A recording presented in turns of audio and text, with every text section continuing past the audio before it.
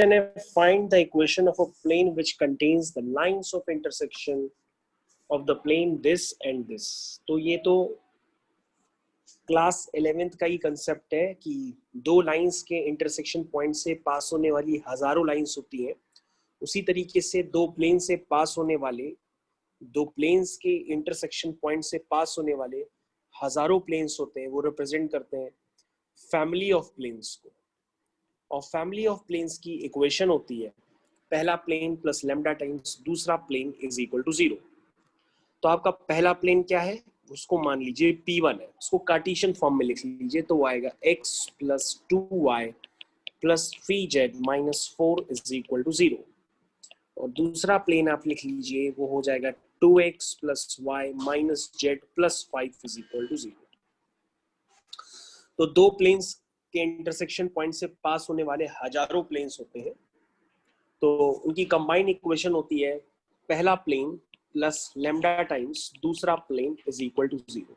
This represent the family of planes which contains the lines of intersection of these two planes।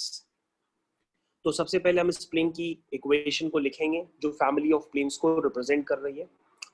वो होगी x plus 2y plus 3z minus 4 plus lambda times दूसरा plane 2x plus Y minus Z plus 5 is equal to 0।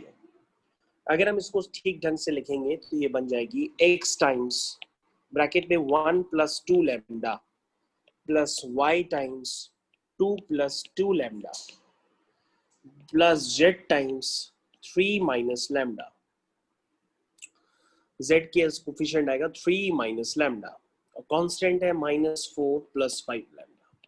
तो ये represent कर रही है एक plane की इक्वेशन को। तो ये इस प्लेन की इक्वेशन को अगर हम इससे कंपेयर करते हैं ax plus by plus cz plus d equal to 0, तो जहां पर abc क्या होते हैं, इस प्लेन के नॉर्मल्स के डायरेक्शन रेशियो। तो हमारे पास अब एक नया प्लेन आ गया है P3 प्लेन, और इस P3 प्लेन की प्रॉपर्टी है कि ये P4 प्लेन के परपेंडिकुलर है। और आपका जो P4 प्लेन है वो है 5x plus 3y minus 6z plus 8 equal to 0। तो ये वाला प्लेन जो है आपका परपेंडिकुलर है P3 आपका P4 के। और यदि P3 P4 के परपेंडिकुलर है तो उसमें सिर्फ एक ही कंसेप्ट होता है, इनके डायरेक्शन रेशियो का जो प्रोडक्ट होता है उसको हम लोग 0 कर देते हैं। इनके डायरेक्शन रेशियो का प्रोडक्ट हम लोग 0 कर देंगे क्योंकि P3 is perpendicular to P4। तो आप यहाँ लिखेंगे P3 is perpendicular to P4, और जैसे ही परपेंडिकुलर करेंगे तो डायरेक्शन रेशियो, तो पहली वाली प्लेन का डायरेक्शन रेशियो है वो सब आपको क्लियर है पहले से ही, 3 times 2 plus 2 lambda minus 6 times 3 minus lambda is equal to. तो यहाँ पर अगर दो प्लेन्स परपेंडिकुलर होते हैं तो उनके डायरेक्शन रेशियो का प्रोडक्ट 0 कर देते हैं, तो यहाँ से लैम्डा निकल आएगा।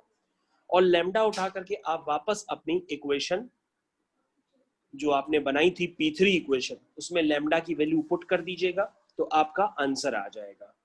ठीक है, यानी वो आपका प्लेन आ जाएगा जिसमें लाइंस ऑफ इंटरसेक्शन कंटेन्स है और वो P4 प्लेन के परपेंडिकुलर है। तो यहाँ से लैम्डा की वैल्यू आप निकाल लीजिए और लैम्डा की वैल्यू निकाल करके आप P3 प्लेन में डाल दीजिए। जो क्वेश्चन आपका खत्म हो गया। आंसर है आपका find the value of lambda, find the value of lambda and put in equation P3 and we get the answer। Question खत्म हो गया। तो ये आपको क्वेश्चन समझ में आना चाहिए कि दो प्लेन्स के इंटरसेक्शन पॉइंट से पास होने वाले हजारों प्लेन्स होते हैं, वो रिप्रेजेंट करते हैं फैमिली ऑफ प्लेन्स को, और उनकी इक्वेशन होती है पहला प्लेन प्लस लैम्डा टाइम्स दूसरा प्लेन इज इक्वल टू 0।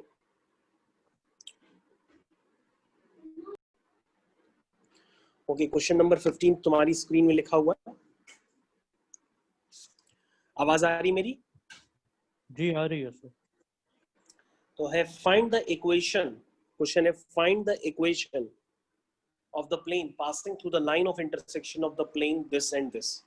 ये अगेन वही बात दोबारा रिपीट हो गई। आपके पास एक प्लेन दिया है P1 जिसकी इक्वेशन है r dot i plus j plus k -1 is equal to 0, और एक दूसरा प्लेन है P2 जिसकी इक्वेशन है R dot 2i plus 3j minus k plus 4 is equal to 0। ये लेकिन इसमें तो पैरेलल टू एक्स एक्सिस है ना, वो कंफ्यूज कर रहा है। तो दो प्लेन्स के इंटरसेक्शन पॉइंट से पास होने वाले हजारों प्लेन्स हो सकते हैं, दो प्लेन्स के इंटरसेक्शन पॉइंट से पास होने वाले हजारों प्लेन हो सकते हैं। तो वो प्लेन्स रिप्रेजेंट करेंगे फैमिली ऑफ प्लेन्स को। तो फैमिली ऑफ प्लेन्स की इक्वेशन क्या होगी, पहला प्लेन प्लस लैम्डा टाइम्स दूसरा प्लेन इक्वल टू 0। तो पहला प्लेन हो गया x plus y plus z minus 1 plus lambda times 2x plus 3y 2x plus 3y, ध्यान से देखिए 2x plus 3y minus Z plus 4 equal to 0। ये represent कर रहा है फैमिली ऑफ प्लेन्स को। फैमिली ऑफ प्लेन्स मतलब दो प्लेन्स के इंटरसेक्शन पॉइंट से पास होने वाले हजारों प्लेन्स होते हैं, ये फैमिली ऑफ प्लेन्स को रिप्रेजेंट कर रहा। अब इसको प्लेन की स्टैंडर्ड इक्वेशन के फॉर्म में लिख दो, x times 1 plus 2 lambda plus y times 1 plus 3 lambda plus z times 1 minus lambda minus 1 plus 4 lambda is equal to 0। अब हम उसको इसकी स्टैंडर्ड इक्वेशन से कंपेयर करेंगे तो होगी ax plus by plus cz plus d equal to 0 से compare कर देंगे। जहां पर ABC आपको क्लियर है, वो उस प्लेन के नॉर्मल के डायरेक्शन रेशियोज होते हैं, लेकिन यहाँ पे गिवन है कि ये प्लेन जो है पैरेलल है एक्स एक्सिस के। हमारे पास यहाँ पे गिवन है कि ये जो प्लेन है वो पैरेलल है एक्स एक्सिस के। तो आप यहाँ पे इसके नीचे लिखिए द रिक्वायर्ड, लिखिए इसके नीचे the required plane is parallel to x axis, the required plane parallel to x-axis. Therefore, its normal is perpendicular to x-axis. Therefore, its normal is perpendicular to x-axis. Its normal, the required plane is perpendicular to x, parallel to x-axis. तो उसका normal क्या होगा, x-axis के perpendicular होगा, ठीक है। Therefore, its normal is perpendicular. Its normal is perpendicular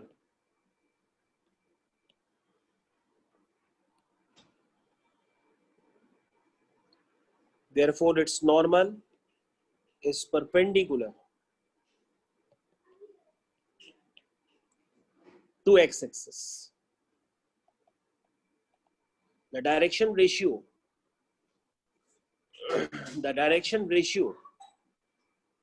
of x-axis are 1, 0, 0। आगे लिख लीजिएगा, the direction ratio of x-axis are 1, 0, 0। तो यहाँ पे क्वेश्चन में आप पढ़ लीजिए क्या लिखा है कि ये जो प्लेन है रिक्वायर्ड प्लेन, ये एक्स एक्सिस के पैरेलल है, यानी इसका नॉर्मल होगा वो एक्स एक्सिस के परपेंडिकुलर होगा। तो direction ratio of x axis क्या होते हैं, वो होंगे 1, 0, 0, ठीक है। ये एक्स एक्सिस के डायरेक्शन रेशियो होते हैं, और आपको प्लेन भी गिवन है। और यहाँ पे अब बात एकदम आप क्लियर कट समझ चुके होंगे कि अगर रिक्वायर्ड प्लेन, क्वेश्चन में देख लीजिएगा जो रिक्वायर्ड प्लेन है, क्वेश्चन पढ़ लिया, पढ़ा नहीं है, the required plane is parallel to x axis.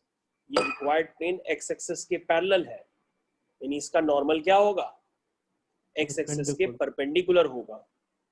और एक्स एक्सिस के डायरेक्शन रेशियोज क्या होते हैं 1,0,0. दैट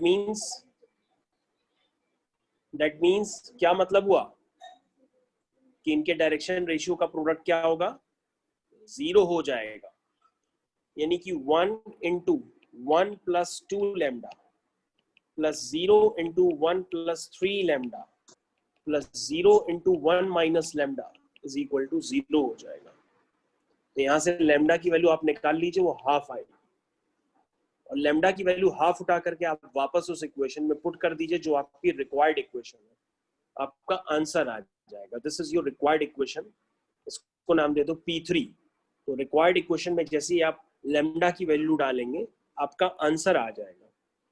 तो आंसर आपका आएगा, फाइनल आंसर लैम्डा की वैल्यू पुट करने पर y minus 3z plus 6 is equal to 0।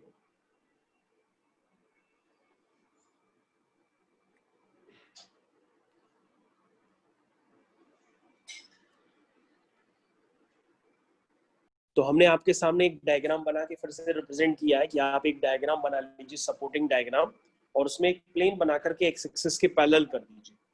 तो उस प्लेन के नॉर्मल जो होगा वो एक्स एक्सिस के परपेंडिकुलर होगा। तो प्लेन का नॉर्मल और एक्स एक्सिस ये आपस में परपेंडिकुलर है, तो उनके डायरेक्शन रेशियोज का प्रोडक्ट आप 0 कर दीजिए, तो आपके पास वहां से लैम्डा आ जाएगा, और लैम्डा की वैल्यू आप अपनी इक्वेशन P3 में डाल दीजिए, तो आपके पास आंसर आ जाएगा। तो मेरे ख्याल से आपको ये क्वेश्चन क्लियर हो गया होगा पूरी तरीके से।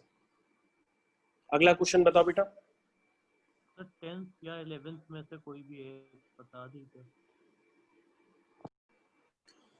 तो बच्चों आपके सामने एक और क्वेश्चन दिया हुआ है, क्वेश्चन नंबर 10। क्वेश्चन नंबर 10 में गिवन है find the coordinates of the point where the line through 5,1,6 and 3,4,1 crosses the YZ plane. तो मैंने 2 पॉइंट से पास करने वाली लाइन की इक्वेशन सबसे पहले लिख ली है, x minus x1 upon a is equal to y minus y1 upon b is equal to z minus z1 upon c।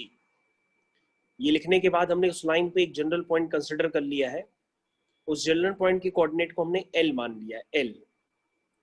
और मानने के बाद हमने क्या किया कि ये लाइन जहां इंटरसेक्ट कर रही है उस प्लेन की इक्वेशन लिखी। उस प्लेन की इक्वेशन है YZ प्लेन है, तो YZ प्लेन की इक्वेशन होती है x इक्वल टू 0, और उस प्लेन की इक्वेशन में इसमें इस पॉइंट को सेटिस्फाई करा दिया। जैसे सेटिस्फाई कराएंगे तो वहां पे k की वैल्यू आ जाएगी। ये देखिए आपकी स्क्रीन पर k की वैल्यू आ गई, और जैसे ही k की वैल्यू आ जाएगी तो k की वैल्यू उठा करके L वाले पॉइंट में सभी पॉइंट्स में डाल दीजिएगा, तो आपके पास उसके पॉइंट्स के कोऑर्डिनेट्स आ जाएंगे। यानी आपका फुल एंड फाइनल आंसर आ गया 0,17/2, -13/2। तो अब जो हम लोग डाउट डिस्कस कर रहे हैं वो डिफरेंशियल इक्वेशन की एक्सरसाइज 9.4 है, उसमें क्वेश्चन नंबर 17 है। तो बुक खोल लीजिएगा, उसमें लिखा है find the equation of a curve passing through the point 0, -2 given that at any point x, y on the curve the product of the slope of its tangent and y coordinate of the point is equal to the x coordinate of the point। तो question में सबसे पहले देखो line highlight की गई है कि जो कर्व है आपका वो किससे पास हो रहा है, वो 0, -2 से पास हो रहा है। इसका मतलब जब x बराबर 0 है तो y बराबर -2, ये आपको यूज करना होगा। उसके बाद दिया गया है कि जो आपके पास कर्व है उस कर्व पे x, y पे डाली गई टेंजेंट का जो स्लोप होगा वो dy/dx होगा। तो लिखा है कि जो स्लोप है और उस पॉइंट का जो y कोऑर्डिनेट का प्रोडक्ट है, यानी कि y इंटू dy/dx, क्योंकि उस पॉइंट का y कोऑर्डिनेट y है और स्लोप dy/dx है, इनका जो प्रोडक्ट है वो उस पॉइंट के x कोऑर्डिनेट के इक्वल है। तो इस पॉइंट x, y का x कोऑर्डिनेट क्या है, x है। तो आपके पास ये इक्वेशन बन गई। अब इसको सॉल्व कर लीजिए, जैसे ही आप सॉल्व करेंगे तो आपके पास फाइनल आंसर आ जाएगा। तो ये तो छोटी सी वेरिएबल सेपरेबल इक्वेशन है, इसको सॉल्व कर लीजिए। तो y dy का इंटीग्रेशन हो जाएगा y²/2 और x dx का इंटीग्रेशन हो जाएगा x²/2 प्लस c।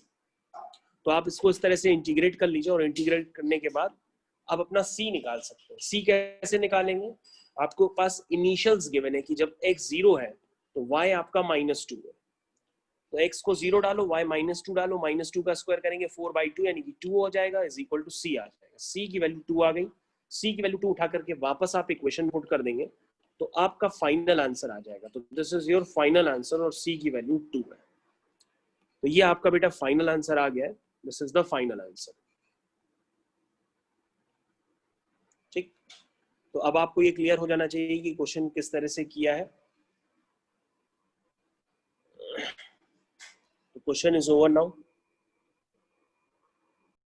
अब हम लोग नेक्स्ट क्वेश्चन पढ़ रहे हैं। At any point x, y, at any point x, y of the curve the slope of a tangent. तो आप कर्व एक बना लीजिए फॉर्मेलिटी के लिए। तो x, y पर आपने क्या ड्रॉ की है, एक टैंजेंट ड्रॉ की है। ये देखिए, ये आपने एक टैंजेंट ड्रॉ की है और इसमें गिवन है at any point x, y of the curve the slope of a tangent. तो स्लोप ऑफ अ टेंजेंट क्या होगा, dy by dx। तो उसको लिखिए यहाँ पे dy by dx। The slope of a tangent is twice the slope of the line segment joining the point of contact -4, -3. Find the equation of a curve given that it passes through -2, 1।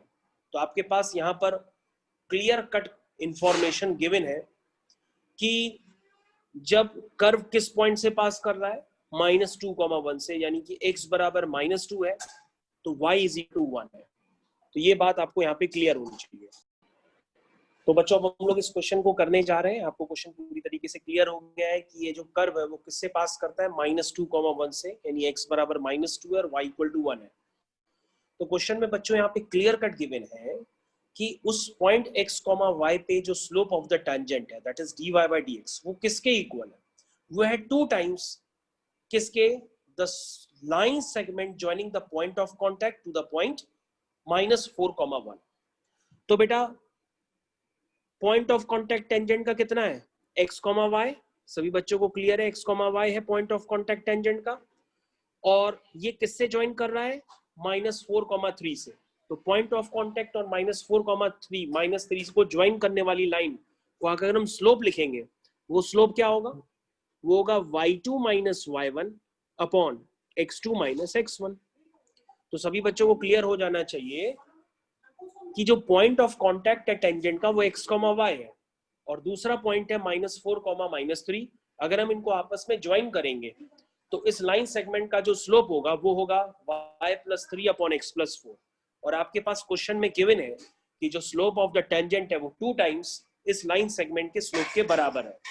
अब आप इसको solve कर लीजिए, आपका answer निकल आएगा। तो solve करना बेहद आसान सा काम है, आपको बस इसको सॉल्व करना है। तो किस तरह से सॉल्व करेंगे, आप लिखिए dy upon y+3 is equal to 2 times dx upon x+4। तो ये तो वेरिएबल सेपरेबल है, तुरंत वेरिएबल x वाले टर्म x की तरफ, y वाले टर्म y की तरफ हो गए। ये हो जाएगा ln mod y+3 और ये हो जाएगा 2 times ln mod x+4। Integration हो गया, तो इंटीग्रेशन होने के बाद एक कांस्टेंट लगा देते हैं। यहाँ पर सभी लॉग के टर्म्स में, इसलिए हम कांस्टेंट को भी लॉग के टर्म्स में ही लिख सकते हैं, log c। अब हम इस इक्वेशन को सिंप्लीफाई कर लीजिए, c की वैल्यू निकाल लीजिए, और c की वैल्यू निकालने के लिए आपके पास इनिशियल्स राइट हैंड साइड में गिवन है। तो बच्चों इसको अगर आप सिंप्लीफाई करेंगे तो आपके पास पूरी तरीके से ये सॉल्व हो जाएगी। तो उसको आप ऐसा लिख लीजिए कि ये है y+3, ये है ln x+4 plus ln c, ये हो गया। ठीक है, तो क्वेश्चन एकदम यहाँ पे क्लियर है। ये हो गया ln y+3, 2 को मैं ऊपर ले गया तो x+4 का होल स्क्वायर हो गया है। इसको मैं इस तरह से लिख सकता हूं, और जब मैं सारे टर्म्स कंबाइन कर लूंगा तो आपके पास एक इक्वेशन बन जाएगी। उस इक्वेशन को आप अपने टर्म्स में लिख सकते हैं किसी भी तरीके से, किसी भी तरीके से आप इसको सिंप्लीफाई कर लीजिए, आपका आंसर आ जाएगा। तो उसको आप सिंप्लीफाई जब आप करेंगे तो ये बन जाएगा ln y+3 is equal to ln a plus ln b। तो क्या हो जाएगा, वो हो जाएगा ln a इंटू b। तो a की जगह क्या है, x+4 का होल स्क्वायर, और b की जगह क्या है, c। तो ये आपका, ठीक है। तो बेटा आपके पास आंसर बन गया, आंसर बन गया आपका y+3 is equal to c times x+4 का होल स्क्वायर।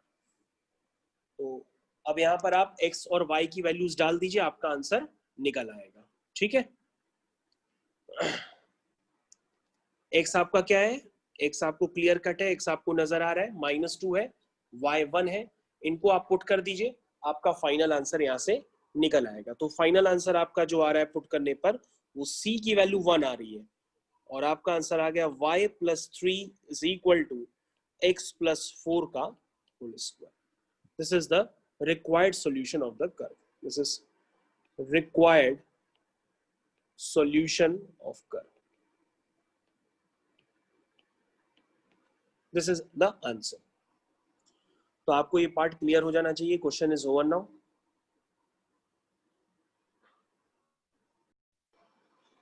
तो बच्चों अब ये लोग यहाँ पर हम लोग जो डाउट डिस्कस करने जा रहे हैं वो है एक्सरसाइज 7.11 मैथ्स पार्ट 2 इंटीग्रेशन।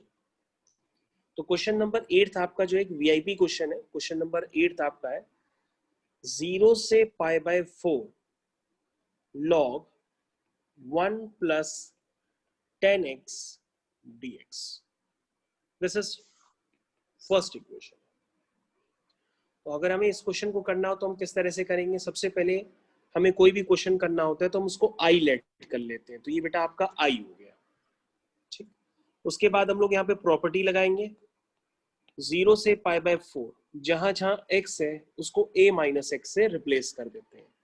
तो यहाँ जो x है वो π/4 - x से रिप्लेस हो जाएगा, और प्रॉपर्टी लगी है 0 से a f(x) dx = 0 से a f(a - x) dx। तो ऊपर आई था तो प्रॉपर्टी लगाने के बाद भी वो आई रहेगा। अब हम इसको ओपन करेंगे तो ये ओपन करने पर 10 का फॉर्मूला लग जाएगा। तो 10 का फॉर्मूला होता है 10a - b। This is 10a - 10b whole divide by 1 + 10a × 10b।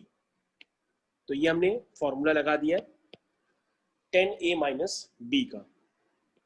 10 π/4 1045 होता है, उसकी वैल्यू 1 होती है।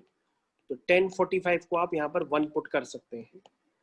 तो ये बन जाएगा 1 + 1 - 10x whole divide by 1 + 10x।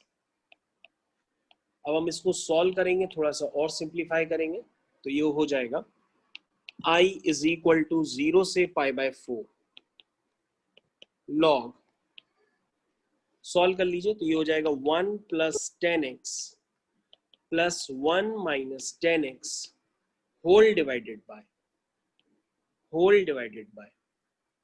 1 + 10x dx। अब ये टर्म्स आप कैंसिल कर लीजिए, कैंसिल करने के बाद अपने क्वेश्चन को सॉल्व करते जाइए।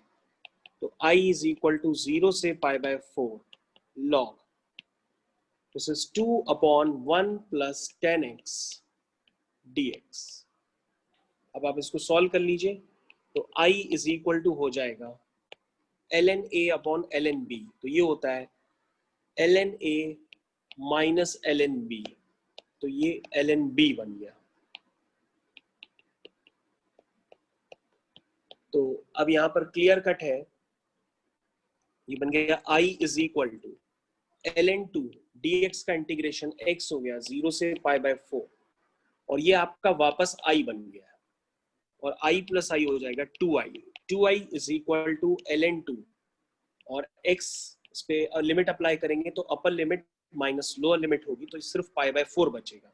तो आप डायरेक्टली इसको π/4 लिख सकते हैं। तो उसका आंसर हो गया I = π/8 ln 2। This is your final answer. ये क्वेश्चन हो गया। उस क्वेश्चन को करने का ये मेथड होता है, काफी इजी टाइप क्वेश्चन है।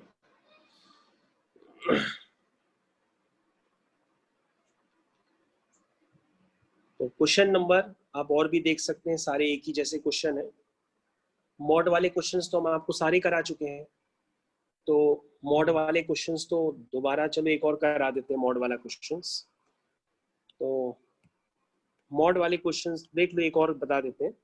वो है -5 से 5 mod of x + 2 dx। तो जितने भी मॉड होते हैं उतनी नंबर लाइन बना लेते हैं। यहाँ पे एक मॉड है तो एक नंबर लाइन बना लेंगे। नंबर लाइन बनाने के बाद मॉड के अंदर की चीज को जीरो करेंगे तो -2 आएगा, यानी -2 से बड़े एक्स डालेंगे तो ये मॉड पॉजिटिव साइन से खुलेगा, छोटे डालेंगे तो नेगेटिव साइन से खुलेगा। अब आपके पास इंटरवल क्या है? इंटरवल है -5 से 5, यानी आप अपना आंसर किस तरह से लिखेंगे?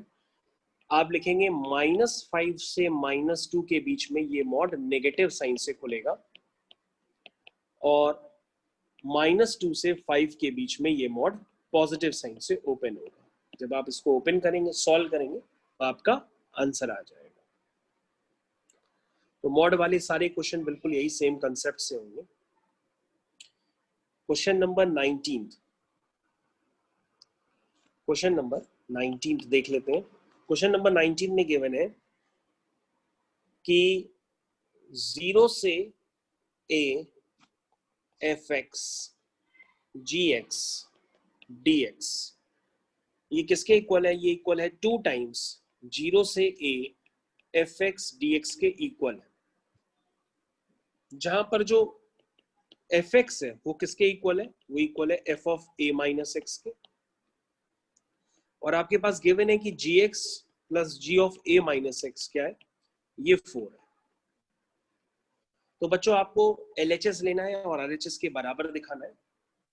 क्या यूज करेंगे? ये यूज करेंगे आप।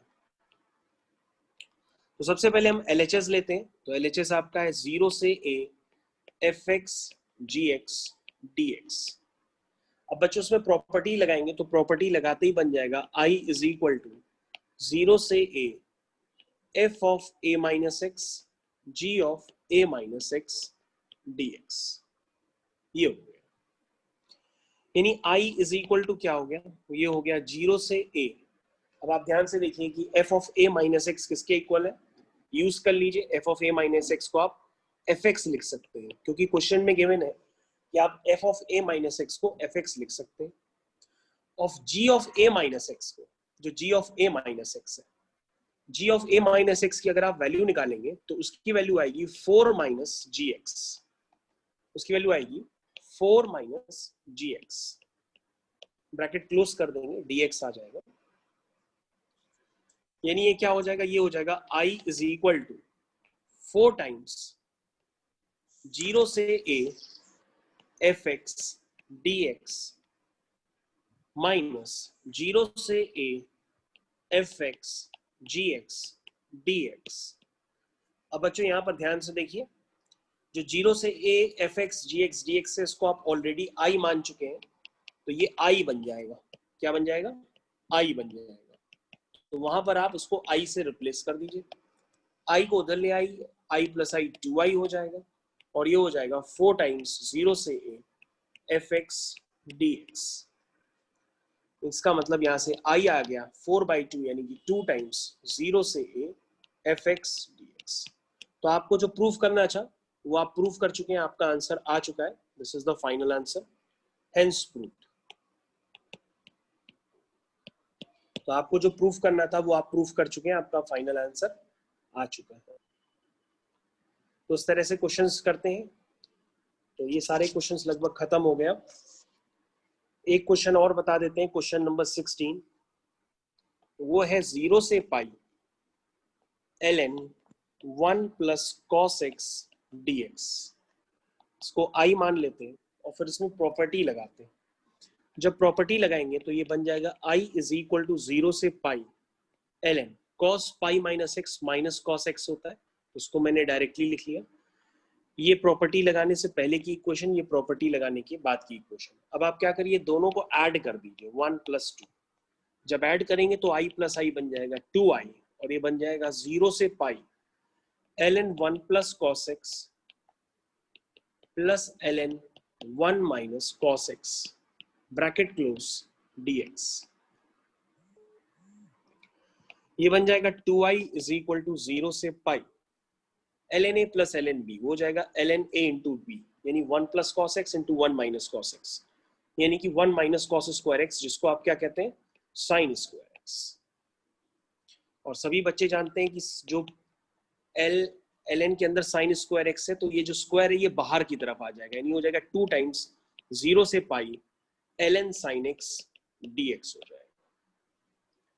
अब आप ध्यान से देखिए, ये बात अब आपको क्लियर होना चाहिए यहाँ पे आगे कि आपने यहाँ तक कितना किया हुआ है।